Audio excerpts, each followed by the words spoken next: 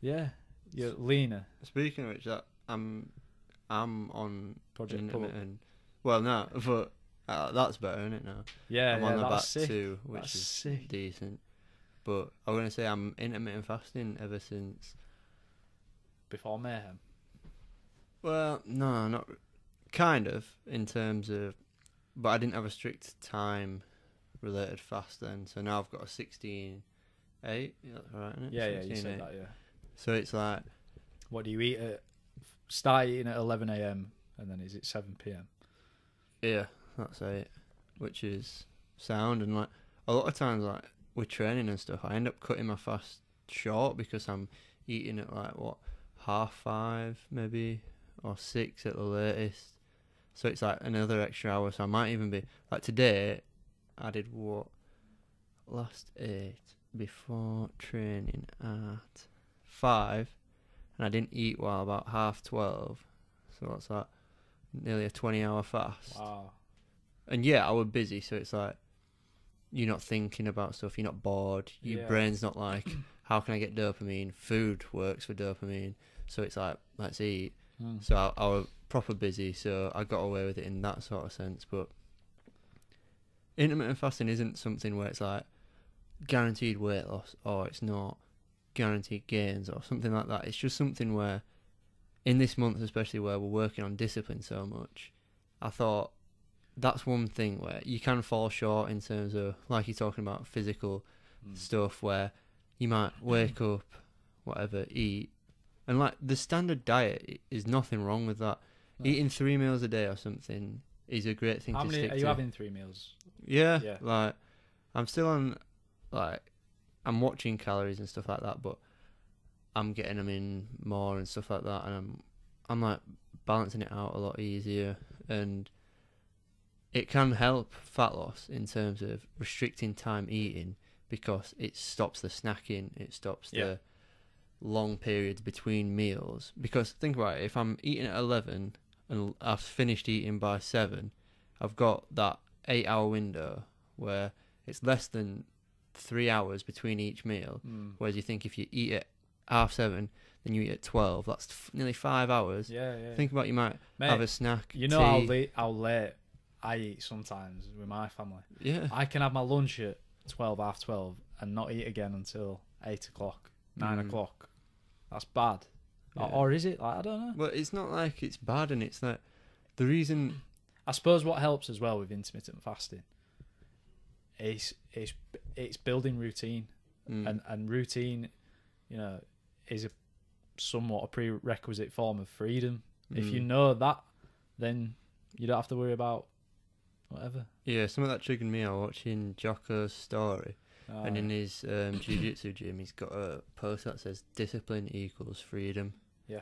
So you think about that and you think discipline is like regiment, do this now, do this now, do this now. So it's like, how is that freedom? But it's like, if you sort, like we're doing with Mayhem, if you sort out, you've read today, you've meditated, you've exercised, you've got up early, you've got a cold shower, you've not had alcohol, caffeine, stuff like this, artificial things affecting you.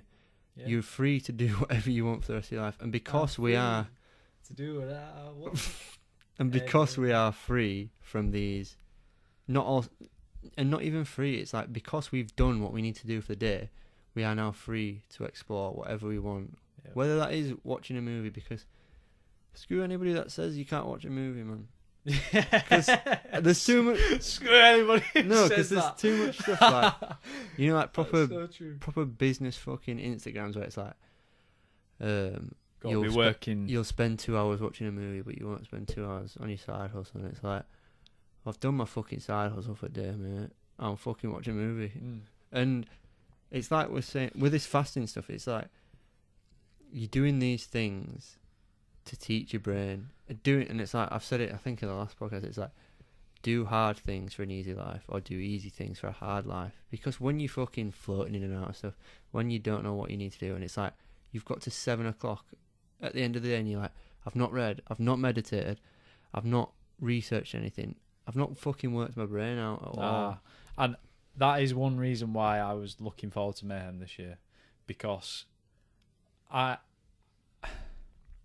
if I compared like my lifestyle before last year's Mayhem to my lifestyle before this year's mayhem.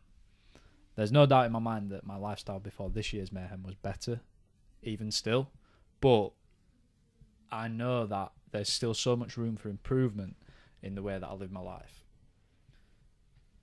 I'm not going to waste too much of my energy thinking about that. But as long as I'm conscious of it all the time and keeping myself accountable, like we recently, like last night, putting that post on about the 6 a.m. rule. One reason why we said that that'd be a good thing, or at least one reason why I thought, yes, I want to do that, I want to encourage myself to do that, is because if I can get in that routine of getting up at that time and accomplishing all those things first thing, right, in the day, that is free. That is true freedom. The earlier you can wake up and the earlier you can get shit done, the more free you are for the rest of your day. However, this is where I feel like things get a little bit, not blurred, but a little bit maybe conflicted. It's like, what do you consider as like really being free? Like, what do you want to do when you really are free? That free time, that leisure time, that downtime? Because, you know, like, I like a smoke. I just do. No two ways about it. And you can consider that as a bad thing, but in moderation, I suppose. And then it gets to a point where it's like, well, if you are too strict, obviously there's fine lines with everything. If you are too strict, then you're never going to be free, because you're going to be chained to a routine.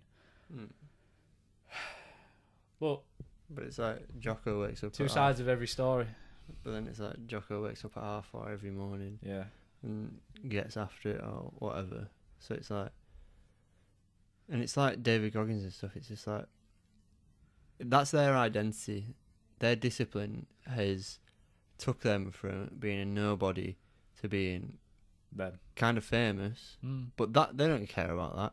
It's more, I can do more than you can, and a lot of the time it's, I want to fucking suffer so I can be happy.